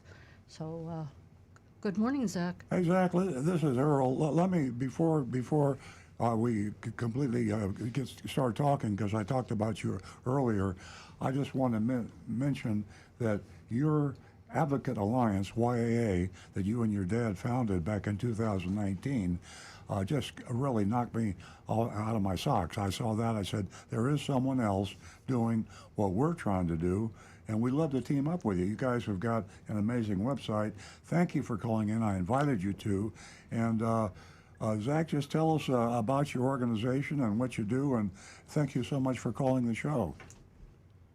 Well, Earl and Sue, Nancy, Rick Johnson, appreciate you guys and what you do. And it's a humbling moment, honestly, when I saw, Earl, that you joined our community and you've been engaging on our forum and helping folks find your dealership and find your show. I'm so proud of what we've built at YAA, and you're right, Earl. It's my dad and I, and actually it's my co-founder, Arash, back in 2019. We all sat down, and my dad spent 40 years doing what you've done, Earl. And I looked at him and I said, hey, I want to go out on my own. I want to help people. He had actually just retired after my mom passed away. And he looked at me and he said, I really don't want to work again. But I got him behind the camera, and we made YouTube videos, started coaching and teaching people that way. And over the past 2 years, it's really blossomed from a YouTube channel into an online community. As you've seen, Earl, we pair people with coaches, help them navigate the process. We try and leverage the community to help share information. I'm so proud of what you do, what we're doing, and honestly, it just feels good to help people make smarter, more empowered decisions. Zach, tell the folks listening how to go to your web page and how you go about joining. And I have the information here, but you could give it out better than I. I was practicing before I called in, Earl, so yes, it is. If you go to joinyaa.com, or if you Google search the letter YAA, we have a free membership and we have a premium membership. Really, the distinction between the two is access to our, what we call auto advocates. So we have some people on our team that man a phone line, man a live chat, you can text with us. The whole idea being that I really wanted, Earl, for everyone to have the same experience I had growing up, which was if I was at the dealership or if I was at the repair shop, either my dad, who spent 40 years in the business, was standing by my side, or he was on speed dial. And so as a premium member, you have access to those coaches. And being a free member is a great place to be as well. As you, I'm sure, have seen, Earl, lots of great conversations, insights into how the industry works. We have resources like Deal School, which is, I think, a 6 or 7 part series that just walks you through asking for the out-the-door price. How do you negotiate buy rate on the finance side? And what's really neat, Earl, is it's not just me and my dad. It's this whole community. It's so interesting. You know, people don't want to get taken advantage of. It's when systems are put in place that, you know, kind of prey upon those that can be taken advantage of. I think that's why it's so important that we, you know, people listen to your show, people listen to our show, that they stand up for themselves and they have support to do that. You know, what impressed me when I first started playing around with the YAA, joinyaa.com. Write that down, folks. Join YAA, Your Advocate Alliance. That's what it stands for, Your Advocate Alliance. Join YAA.com. Go there. And well, the thing that impressed me most when I first tried is it's almost too good. I mean, you have covered everything we cover with the YouTubes and the testimonials, and you have the dealership recommendations and the experiences that all your members have with different dealerships around the country. And then you have your advice from your experts that you have on your staff, and then you have regular members. Like we have people that call this show all the time and text us all the time. They're like sub-authorities, and we have our vigilante committee out there. So you have everything we've done, and you have to spend. You go to your joinyaa.com and plan to spend a while seeing all the different sources of information. So I can't believe I didn't know you were there, and between the two of us, we're going to have a synergy, and we'll promote each other, and we both have the same goal in mind. Yeah, Earl, it's inspiring, honestly, because at the end of the day, the consumers, the individuals, if there was a platform out there that brought us together to make more informed decisions, to help bring us up rather than push us down, you know, I think a lot about, I hate to say it, but the true cars of the world. You know, there's a lot of websites out there that proclaim to help consumers navigate buying a car, getting repairs, selling your car. And you know this as well as I, and I'm sure everyone listening knows this too. How do they all make money? They sell information to dealerships. They sell leads to repair shops. And, you know, part of the reason we have a, quote, premium membership is because we're trying to figure out how do you actually make money from the community. And that way you never get pulled in multiple directions. You only have to serve one person, which is that individual. And, you know, I look at the landscape out there, and someone's going to do this, and I'm damn proud to be kind of at the tip of the spear trying to push it forward, and to be aligned and associated with you, Earl. I mean, we started this over 2 years ago, and your name popped up within a month. So you've done an incredible job, you and your family and your team, of really building an incredible reputation in the industry. We're going to put your link, joinyaa.com, on our earlandcars.com. So we'll get that synergy it's already going. there. And you're just another source, a huge source of information. So we got it going now, and we'll keep it rolling until we get this whole crazy way cars are being sold in this country turned around.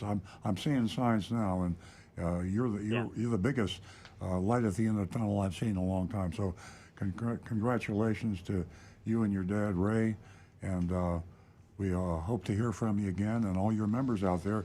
That's how I found out about it, was our By God, Virginia. Kirk from By God, Virginia. It was a YAA member, and that's how I found out about you. And Donovan was also involved. Donovan, yeah. Yeah, definitely. And Zach, I can't thank you enough. You know, we are here week in and week out just to help the consumer, and myself as a female advocate, we just want to share, you know, with the audience that there is light at the end of the tunnel, and we're here to support you, just like you. And what an amazing effect that you have had on all of us.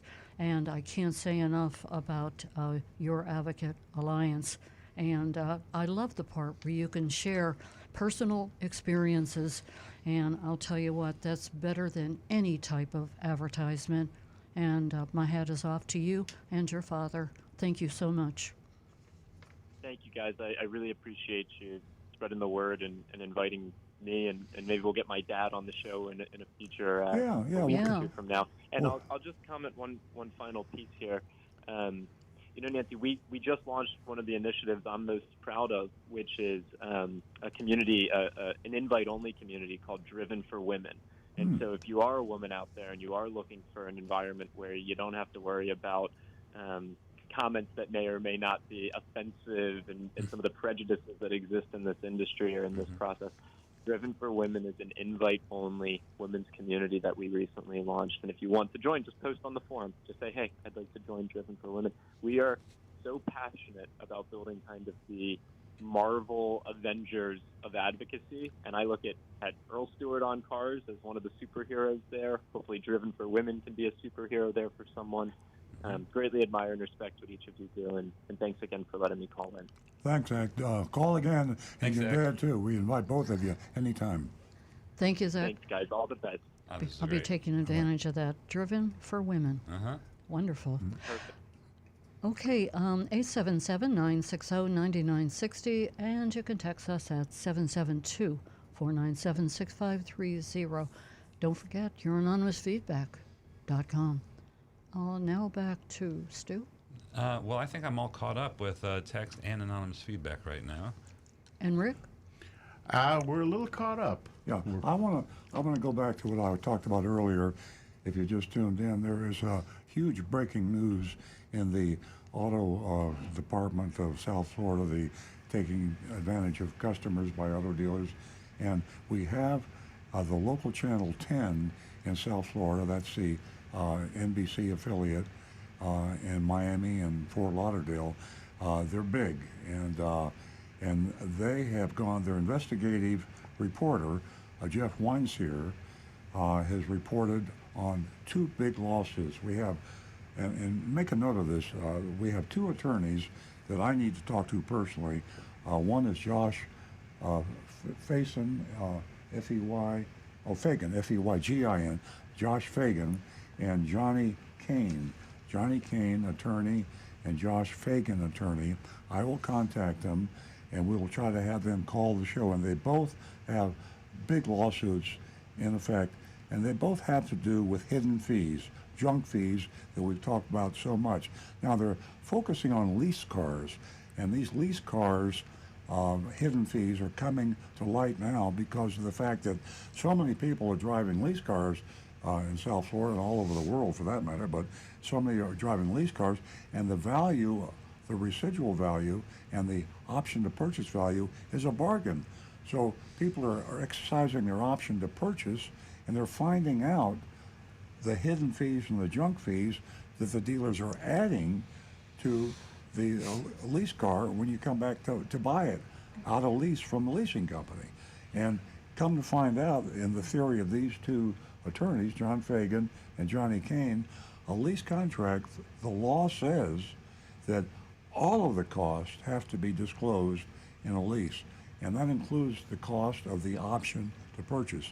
So they're going after the Gunther stores in South Florida and Brickell. I'm not sure how many stores Brickell has, but you're going to see a lot more lawsuits. I know this because I was called by Jeff Weinseer in a TV Zoom interview. He talked to me for, must have been a half an hour, and that will air shortly. So if you're driving a lease car right now, keep your eyes on this. If you want to make a note of these names, Josh Fagan, F-E-Y-G-I-N. I don't have his number. I'm sorry. I didn't have the chance to do that before the show.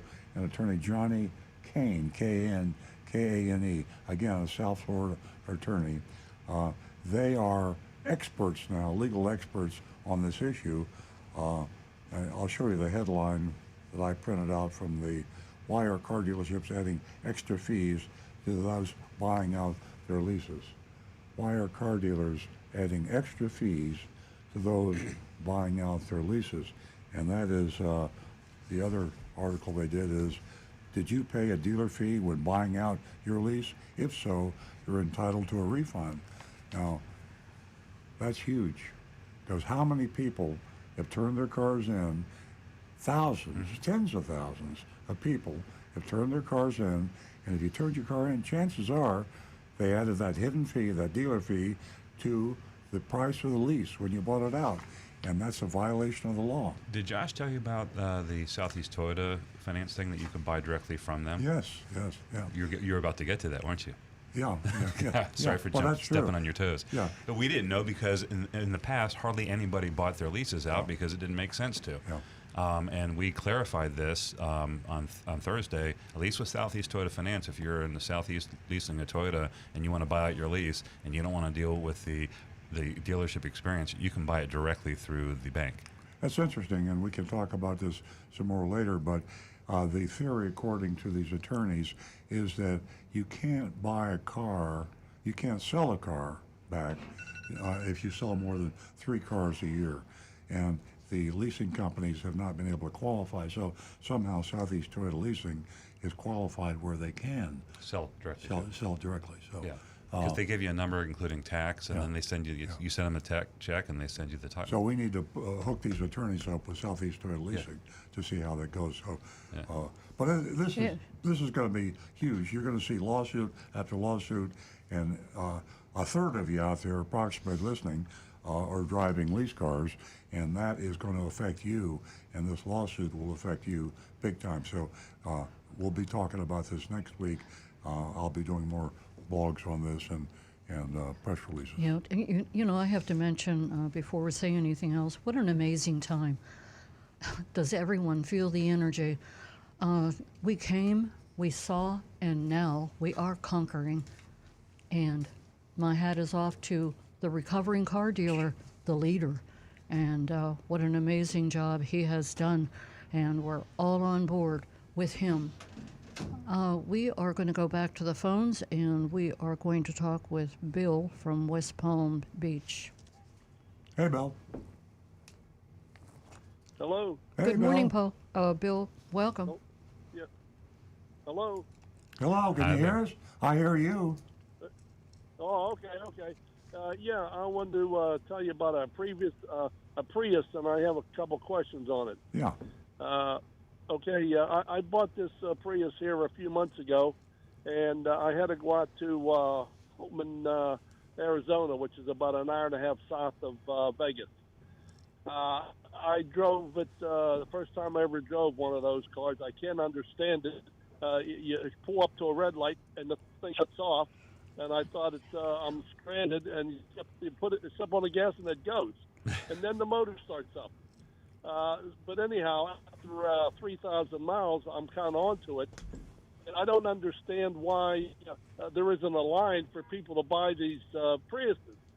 I just turned 100,000 miles with it, and I filled it up in Houston coming home, and I drove all the way to Pensacola, Florida, before I needed gas again.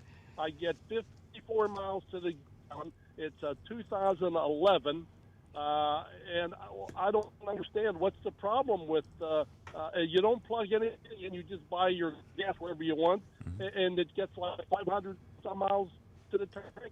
It's great, yeah. So is there some problem that I'm going to run into? No, they tell me you lucked out, Bill. The other foot is not going to fall. I can't. Yeah. I mean, how many miles could I actually on this thing? Well, you know, you just found out about the best thing that happened to the automobile industry in a long time. The hybrid came along first with the Prius back in, I always ask Rick to give me the... 2001 in the U.S., 97 in Japan. Yeah, so you're talking about 22, 24 years ago, and everybody laughed at it. I can remember the president of General Motors at the time ridiculing the hybrid and the Prius, and everybody laughed at it. And they were the only ones building the hybrid was Toyota, and they had the last laugh. You bought the best car Toyota ever built, and a lot of copiers out there. And you've heard of early intender. Bill, you're a late intender. You got in on the Prius real late. It's almost ready to be replaced by all electric. So, but you'll love your Prius for as long as you own it. If it makes you feel better, there is a line to get them now. Yeah. But there's a line to get everything now. Yeah. I mean, so is it unheard of to get 200 or 300,000 miles on it? No. No, Rick has babied and loved on thousands of Priuses. I've seen Priuses with over 300,000. And still going strong. Yep. I'm glad you love it. Glad you love it, Bill. Yeah, I just can't believe it. I mean, and now I put the cruise on like 68 miles an hour, and some people pass me 2 and 3 times, but that's okay because they stop for gas and I keep going. That's right. But I cannot believe the mileage that I get out of this thing. When I get $15 worth of gas, it'll come up 502 miles, 510 miles. And I'm thinking, I can't believe it. So I'm thinking, what's going to happen to this? I turned 100. I mean, do I put another 30,000 on and motor falls out or what? But, Bill, I'd ask you to do a testimonial commercial for us, but you're too late. The secret's already out. You bought the best car you could have possibly bought, and you love it, but it's not a secret. Everybody knew about that except you, Bill. And I say that with love. I say that with love. Well, thank you very much. I believe it. I'm sticking with it. Yeah, good for you. Thanks a lot. Drive carefully. Oh, yeah. All right. Thank you. Thank you, Bill. We hope to hear from you again. Are we going to go to the mystery shopping report? Yeah, we can do that. It's just about 9:33. Yeah. Ladies and gentlemen, I want to mention joinyaa.com. If you didn't hear the interview with Zach, you need to watch the show again, and you can do just that. Yes, Stu? I missed a text from Bob. It's for Rick. I think we should get to it before we get to the mystery shopper. Yeah, Okay. Yeah. All right. So Bob says he has a 2022 Mazda CX-30. One day after getting a complimentary oil change at the dealership, we started getting a message that says low voltage risk, 12-volt battery, start engine. The car has been running fine. Do you think that something happened during the oil change? Unlikely, but I would have the battery tested very quickly. Okay.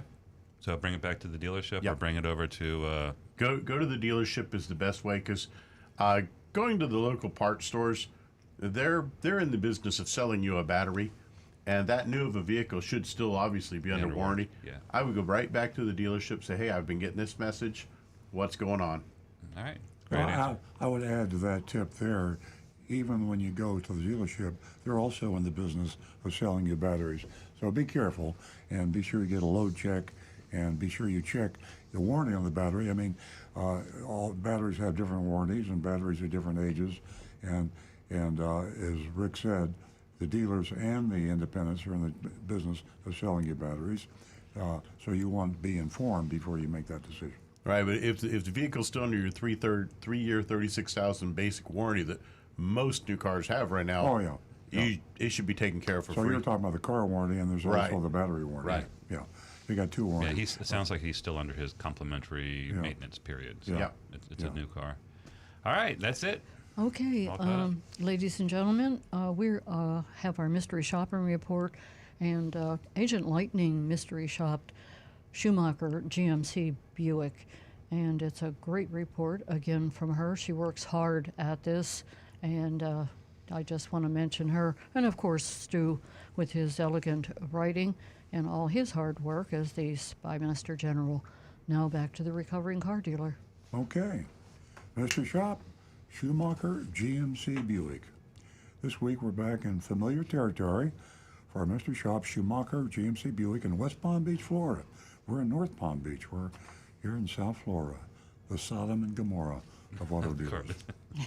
We talked a lot about the endangered family-owned dealership last week when we Mystery Shop Roundtree Moore Ford, and the Schumacher Auto Group is another excellent example of one. Dying breed, family-owned opera. This used to be the typical. I mean, there was no business that was more typical of family businesses than car dealers at one time, and the landscape has changed quite a bit. Schumacher's slogan is, "Come join the family." We get a laugh out of that. I find it slightly creepy. Yeah, we're not sure. Slightly. We're not sure where the family is. I think of the Manson family when I hear that. We know where Chuck Schumacher is. He's in Montana at his ranch. Is that a threat? No, I'm only kidding. Chuck, if you're listening, I'm only kidding. Sounds like a threat. Right. The Schumachers have been around since the early 1970s when Dick Schumacher opened the Buick store on Okeechobee Boulevard. His son Chuck runs the show now and has expanded the number of franchises in the group to include Infiniti, Subaru, Volkswagen, Volvo, Chevrolet, and of course GMC Bruca. Now, I have to go back in history. Being an old guy, we do this. We wax philosophical. Cochran Buick was the dealership before Dick Schumacher came down from Chicago and bought out Cochran Buick. And Cochran Buick, which is a sleepy little dealer, and Ed Cochran, he was friends with my dad, and my dad was Earl. Well, everybody, all the males are Earl in my family. Back then, everybody was Earl and Dick. How you doing, Earl? And nice to see you, Dick. Last week I went to my high school reunion. There was not enough of us left for a reunion, so we had to combine three classes, 1956, 57, 58. And the class of 58 was Liz Cochran. Liz she was a real hottie. And she was up. I shouldn't have said that. That's I said that back when I was 1958. A kid. Yes. Yeah, that's right. That's right. That was 18-year-old Earl who and just she came out. dated. This is history. She dated George Hamilton. Oh, that's right. Yeah. And she was really cute. And he went to your high school too, right? Yeah, yeah. So, Burt Reynolds, George Hamilton, so the Cochrans. enough of the waxing. Okay. Chuck Schumacher actually bought my Pontiac franchise. Stu put dealership, not actually the dealership. Yeah, he just bought the franchise. He bought the franchise from me in 1999, and he operated it under General Motors until General Motors eliminated the brand about a decade later. I got a little bit of a laugh out of that every time. Stu and I would be out to lunch, and Chuck would come in, and he would say, "You really got me on that Pontiac, didn't you?" And he'd laugh like about you it. knew. Yeah, like you knew it was like gonna I knew. Well, I did know. Well, I suspected, yeah. You knew it was weak. J.D. Powers predicted the Pontiac was going to be eliminated, and the J.D. Powers spokesman at my 20 group meeting said, "You Pontiac dealers, plans are General Motors to eliminate Pontiac." So I knew about it long before it happened. You did know. We shopped Schumacher dealerships dozens of times over the year, and for the most part, they do pretty well. We had some issues with them during our Takata campaigns, but as far as car sales go, they're relatively tame. Now, we got them on one of the things too. I made a note on your notes on your shop report. Remember, they were adding extra fees to the Costco price, and we turned them into Costco. Yeah, I forgot about that. Yeah, they had. They said they took their dealer fee off, but they didn't take their tag agency fee and their electronic filing fee off. They try to go on like the semantics. Yeah. No, we got rid of the dealer fee. Yeah, we got them. So Chuck, if you're listening, we ratted on you to Costco, and that's what we do. And when we're back to we rat on dealers. That's what we do. We're rats. We're rats, right. It will be very interesting to see how Schumacher dealership is handling the bizarre market conditions we've been living through for the last year. Not all family dealerships invest a lot in their reputations, but Chuck Schumacher certainly does. I'll say this, his commercials have got class. Stu says they're a little creepy, but yeah, that's I'm from a different generation. But I mean, they're a lot better than the ones where they scream at you and wave at you and jump up and down and say they're going to pay you $10,000 more for your trade-in than it's worth. Schumacher commercials, Chuck Schumacher. In fact, he does his own commercial. At least he has a snippet in his commercials. That's Chuck Schumacher, and it looks pretty good. Yeah. As opposed to some of the other dealers that do their commercials, and you could say I left myself wide open there, but go ahead. AnonymousFeedback.com. Go look at our billboard. You look great. AnonymousFeedback.com. Tell me how stupid I look on my commercial. Oh, come on. That's fine. Okay, Agent Lightning set out to answer that question for us about family dealerships. Are they better than the biggies like AutoNation, Penske, Sonic, and the rest of them? I walked around a lot. I'm speaking in the first person if I were Agent Lightning. I walked around a lot the lot for a little while, waiting to be noticed, then headed inside. I continued exploring, hoping a salesperson would approach. Now, as a car dealer, I have an observation that drives too crazy, but as a car dealer, I hate it when customers come onto the lot and they aren't immediately acknowledged. I don't want to be rushed, jumped on, thrown on the ground, and hogtied. I don't like aggressive salespeople, but I think it's a smile rude. and a good morning. I think it's rude to smile. I'm rude and not to smile and say good morning and acknowledge. And what we have now is the seller's market. And they don't have any cars in their dealership, or they have very few, and they know they're going to sell them all. And you walk on the lot, there's a tendency to say, well, I don't care whether they come in or not, because I'm going to sell that car we got to somebody in 5 minutes if they don't do it. So I think there's a lot of that lackadaisical attitude now on a lot of car dealerships. Anyway, I continued exploring, hoping a salesperson would approach. Finally, a guy walked up, asked if I'd been helped. I said I hadn't. And he asked what vehicle I was looking for. I told him I wasn't quite sure, and I was hoping someone could help me decide. I told him I was interested in a hybrid. For a few minutes, the guy went over the pros and cons of hybrids and electric vehicles, but then another guy came over and introduced himself as a sales associate. His name was Alfred. The first guy walked away. Alfred told me the first guy was Dean, the sales manager. I told Alfred I was looking for an SUV with great gas mileage, which is why I was considering a hybrid. I told him I liked the Toyota RAV4 hybrid, but was curious to see what other brands had to offer. Alfred suggested the GMC Terrain. He said it was in a 1.5-liter turbo, gets 30 miles per gallon. The RAV4 gets 41 miles per gallon. He said they just got one in, and we could head out to the back lot to see it. Alfred got the keys, led me to a big Acadia SUV. Is that Acadia? Is that the way Acadia, like the mountain range. Yeah. We hopped in, and he drove us to the back lot to find the Terrain. He apologized for the condition of the vehicle. It was still wrapped up in plastic, and explained it had literally just come off the truck. A lot of that now, because cars are going as quick as they get off the truck. There was no Monroney label. We've seen a lot of this recently. There was no Monroney label on the vehicle. It apparently shipped without it. In its place was the most unusual sticker I'd ever seen. I echo that, as H. Lightning said, and Stu said. It was clearly from the factory, and I haven't seen this before. I mean, You saw the sticker, right? It looks like it's from GMC. I can't believe it's legal to do this. I mean, it's a violation in and of itself. And it says, this label is affixed for shipping purposes only because complete vehicle pricing information was not available at time of shipment. This vehicle is not for sale, nor should it be displayed until a manufacturer's price label with complete retail price information is affixed. Well, it's clearly they're kind of displaying it. Yeah. And displaying it in the back. And they know it's not going to be done, and who cares? Right. We have other things to fight. Yeah. You're not going to take on General Motors. Yeah. Alfred and the Monroney label, Alfred said the Monroney label would be shipped to them in the next day or two, and offered to print a replica of the Monroney label out. Well, if you can print the replica out, why do you wait for them to ship it? I don't know. I don't care. Alfred helped me figure out the unusual gear shifting setup of the Terrain and describe the other specifications. I don't know what that is. Unusual gear shifting. Oh, I didn't go. I figure it would be too much detail for the report, but basically it's like some kind of push button thing in the center console that was not a typical gear shifting thing. No wonder they're not marking it up like the other cars. Nobody wants the weird gear shifter. People don't want it.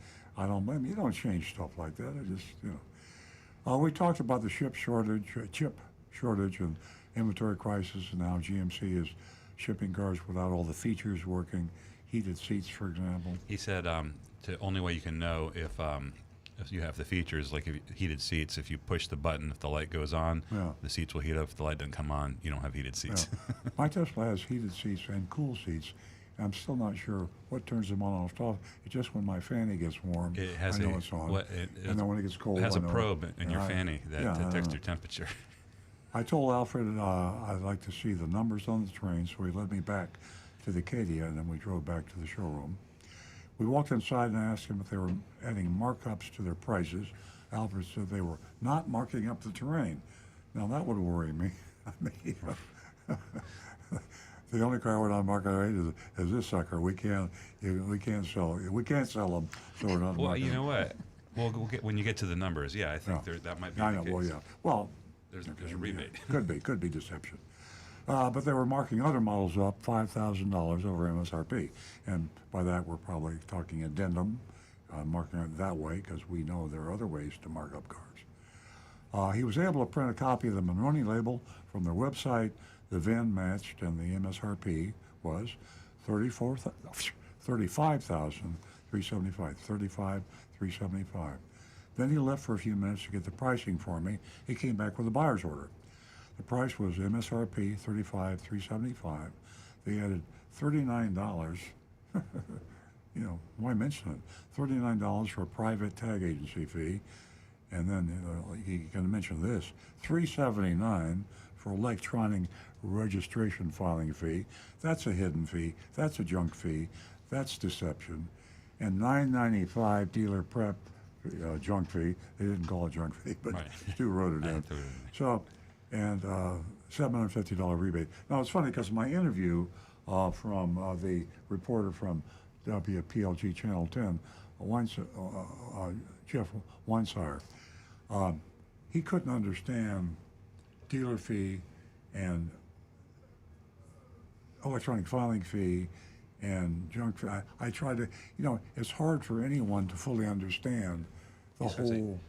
Electronic, they made that up. They made it up, yeah. Out of whole cloth, just made up the electronic filing. Well, they were paying that. They came up with an expense and turned it into a fee. Exactly. And that's exactly what a lot of people can understand, and I won't wax on about that. I told Alfred I could see the numbers on the screen, so he led me back to the Acadia, and we drove back to the showroom market. Okay. Oh, yeah, 5,000. I already read that. So we're all the other models are marked up 5,000. Out the door. Yeah. Out the door. Okay, thank you. I got way back up. Out the door was 39,169. Well, here we go. You add everything and compare it to 35,375, which was MSRP. So they're marking it up to 39,169. Well, that includes tax and tag too. Yeah, and that had tax. Anyway, so they didn't mark it up 5,000. They marked it up a couple thousand, and then there you are. So I was over MSRP with junk fees, but Alfred wasn't kidding. There was no market adjustment, so that's good. He handed me the buyer's order. I thanked him. I told him my time here was so much better than what Nancy's hitting my elbow. Radio. Radio? We're on the radio. Oh, we're on the radio, yeah. Okay. I said I'd be in touch the next day or so, and left. So that's about it. And now we have a chance to vote. We have a family dealership. Thank you. That we are comparing with large, high-pressure, publicly owned, normal dealerships and multiple change. And we see, is there a calming down of the aggressiveness and the deceptiveness in a family dealership? We will see. Schumacher Buick is a family dealership. I think Agent Lightning picked the wrong car, because maybe if she had picked another one, I'm not blaming her, I'm kidding, but she would have seen the market adjustment. So the salesperson is saying that they do practice this, the markup, but it just lucked out in the car, which, by the way, had a $750 rebate. I have not seen rebates, cash rebates on any new vehicles. I'm surprised, yeah. Yeah, it's Can most we check vehicles. it out? I'll check it out, Yeah. but they gave it to her. But it's We've had rebates. We've had rebates in earlier shopping reports, but Stu's absolutely right, and we've talked about this on the show before, and that is the fact that manufacturers don't always announce their price increases. There was one announced, and everybody was saying, well, it's not very big. It was like 0.5% or 1%, and what that meant was they raised the MSRPs by 0.5% or 1%. But that's not the way the manufacturer really raises prices. They raise prices by eliminating cash back to the dealers and cash back to the customers. Discounts are huge normally when the time of availability and high supply, low demand, you got rebates and incentives coming out of your ears. And when they knock out those rebates and incentives, that's a huge price increase, but the media doesn't know about that. They don't announce it on the news. So trust me, folks, the manufacturers have increased their prices considerably to the dealers, and you know the dealers have increased their prices even more than considerably to you. So you're paying lots of money for new cars today. Just checked it out. GMC, it is a 750 customer cashback legit offer. So they're having a hard time selling this car. The terrain, the terrain is a dog, Yeah. as we say. So, and Stu alluded to the fact that the transmission is difficult to understand. That's one way to turn off a buyer. Yeah, I don't think that we've ever experienced Agent Lightning having to learn how to drive the car before she drove it. And there was a comparison between the gas mileage of that hybrid compared to... Well, it wasn't a hybrid. That was the other thing. Oh, it wasn't a hybrid. Alfred, I thought it was a hybrid. I don't know if they had a hybrid available in stock. So he walked her to probably the best fuel economy car he had in stock, which was the Train, and did his best selling job. The grades are coming in. I've got B's coming in. That seems to be the consensus. I'm not going to be that generous because they are still doing the markup thing and they had the fees. I'm just going to give them a C because I think they are about average. And I've got Negan 1 with a D for bogus dealer fees. Tim Gilliland, not the worst, but too many fake fees. D. Tom, D. Fake electronic filing fee is outrageous. Compare Wes Haney GMC Chevy, no dealer fees or addendums. Brian Sidlaco, I'll give him a C. Give me $5, D for the junk fees. Mark Ryan with a D. And myself, I'm going to agree with Stu on but I'll give it a C minus. They you know, rub you the wrong way. Yeah, it's just. Well, if they're trying to be left a bad taste. so cultured, they should have at least got rid of those fees. Class it up. Yeah, I mean, if we're going to join the family, I want to, all right, we a should nice be treated family. a little nicer than I don't want to be A the nice redheaded stepchild of the family. No, I don't either. Nancy? I'm going to give them a D, and I'm not interested in joining the family. And ladies and gentlemen, negotiate. How important. It's a minefield out there. And that's a Kirk good in point. West by God, Virginia, with a C, open and relatively transparent, but junk fees and no attached Monroney label. Yeah, the Monroney label is probably the least of the problems, but I certainly agree. I'm going to go with a C minus. That's the lowest score we've ever given Schumacher, and I'm not sure why either. I'm kind of like Rick. You're disappointed. Yeah. Yeah, I think we had higher expectations for Schumacher. Yeah. I honestly thought. I mean, I predicted no markup, but I didn't think that was going to be all the other stuff. There are very few dealers that are not marking it up somewhat, and our advice to you buyers out there is if you can find MSRP, and even just a few $100s over MSRP, you got yourself a pretty good buy. Absolutely. We got about 5 minutes left. You know, I have to say that building a brand takes a long time, a lifetime. And at this point, do you really, want to, do anything to change that brand and come join the family? How many of you saw the commercial forever and ever and ever and felt warm and fuzzy? Well, today I don't feel so warm and fuzzy, so come join the family. Maybe another family. It's a rarity to have any business that goes in it for the long run, and there are a few businesses that do. But think about it: we're all living a 30-day cycle, sometimes a weekly cycle, or maybe a quarterly cycle. But CEOs and high supervisory positions, executives in businesses live on a very periodic thing. It is, what did you do for me last week? What did you do for me last year? And it takes a lot of foresight, and a very few companies see way in the future. I hate to advocate Toyota as a company because I am a Toyota dealer, but I do advocate Toyota to look into the future. They've always looked ahead 20, 30 years, and they came out with the Prius spec in the late 90s, early 2000s, and they foresaw the future there when everybody laughed at them, and they lost money on every Prius they sold, and they saw the future, and they see the future too. So this is what we're not seeing in a lot of companies today, because people do have a memory, and they will come back and remember. Okay.